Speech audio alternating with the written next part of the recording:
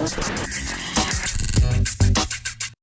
I die at the edge of my life and there's nothing beneath? We just spent 30 hours on a bus coming from Brisbane to Melbourne. So we finished the show in Brisbane, and then we were all set to go back to the hotel and relax, get some rest, try and get better.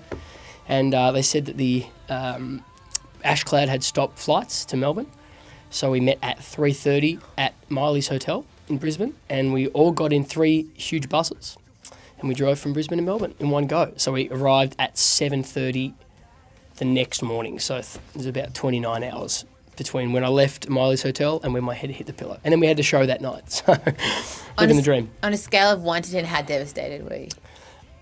It was so past devastated. It was like it was like those moments when you think of every possible alternative.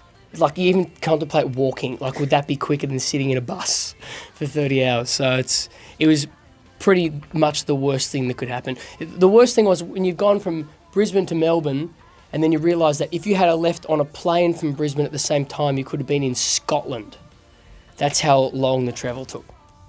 You really have had time to think about this, haven't you? It has been burning away at me. I would have imagined that they would hire some like low or high flying jet for Miley, and all the plebs would have to get on the bus. But That's exactly what happened.